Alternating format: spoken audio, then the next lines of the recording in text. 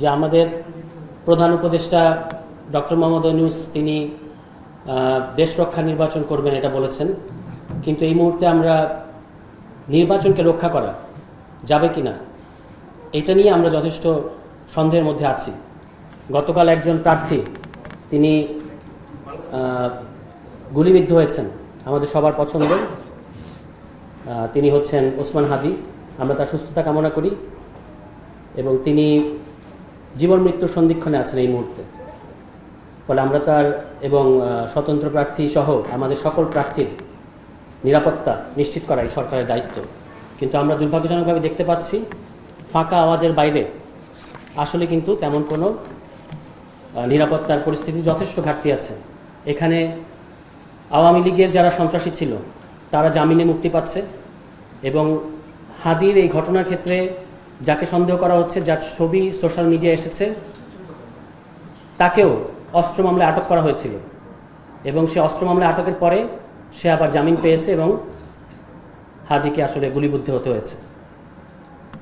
এই পরিস্থিতিতে এবং আমরা লোকালিও জানি প্রত্যেকটা এলাকায় যারা শীর্ষ সন্ত্রাসী,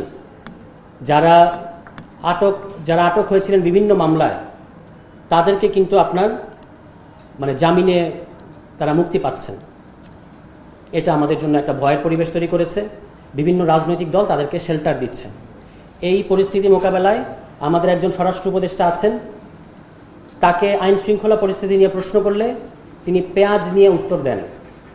তো এরকম একজন স্বরাষ্ট্র উপদেষ্টা, আমি এটা খুব পরিষ্কারভাবে বলতে চাই যে তার উপর আমাদের আস্থা নাই। সরকারের উচিত এতদিন যেভাবে গেছে তফসিলের পরে এই স্বরাষ্ট্র উপদেষ্টাকে পরিবর্তন করা।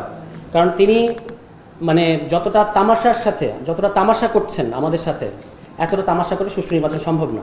এবার আজকের প্রোগ্রাম নিয়ে আমরা কথা বলি যে এই আন্দোলনটা শুরু হয়েছিল কর্মসংস্থানকে কেন্দ্র করে এবং কর্মসংস্থান বাংলাদেশে আপনারা আপনাদের স্ট্যাটিস্টিক্সে বলেছেন যে কর্মসংস্থান এটা কিন্তু নিচের দিকে, প্রতিনিয়ত এটার গ্রাফটা নিম্নমুখী। গত 1.5 বছরে কর্মসংস্থান বাড়েনি, এটা সত্য। এবং আমাদের দলের পক্ষ থেকে যেহেতু এখানে প্রত্যেকটা দলকে জানতে চাওয়া হচ্ছে তারা কি করবেন, আমরা ইতিমধ্যেই পলিসি তৈরি করেছি। আমরা সামনে যে ইশতেহার আমাদের 24 দফা, সেখানে কর্মসংস্থান নিয়ে আমাদের সুনির্দিষ্ট পরিকল্পনা। প্রত্যেকটা দল নির্বাচনের মৌসুমে কর্মসংস্থান নিয়ে অনেক প্রতিশ্রুতি দেয়, কিন্তু সেগুলো আসলে তেমন কিছুই বাস্তবায়ন হয় না। কিভাবে কর্মসংস্থান তৈরি করব সে বিষয়ে সুনির্দিষ্ট রোডম্যাপ থাকা জরুরি রাজনৈতিক দলগুলোর, এবং সেটা তাদের ইশতেহারের মধ্যে থাকা দরকার। আমরা আমাদের দলের পক্ষ থেকে মনে করি যে কয়েকটা জিনিস, যে প্রশ্নগুলো আপনারা করেছেন 11টা প্রশ্ন, 11টা প্রশ্নের সাথে সামঞ্জস্য রেখে আমি এই প্রস্তাবগুলো করতে চাই যেগুলো কর্মসংস্থান তৈরি করবে। আমাদের প্রথমত কর্মসংস্থানটা পুরোপুরি ঢাকামুখী। প্রত্যেকটা ইউনিভার্সিটির গ্র্যাজুয়েট তারা সবাই ঢাকায়, কুমিল্লায় পড়লেও ঢাকার দিকে আসতে চায়, রাজশাহীতে পড়লেও ঢাকার দিকে আসতে চায়, সবারই আসলে ঢাকার দিকে আসতে হয়, কারণ এছাড়া কোনো উপায় নেই। কিন্তু যদি আমরা এইটাকে ডিসেন্ট্রালাইজ করতে পারি এবং সেই ক্ষেত্রে জেলা ভিত্তিক নানা ধরনের স্কিল হাব তৈরি করা যায়।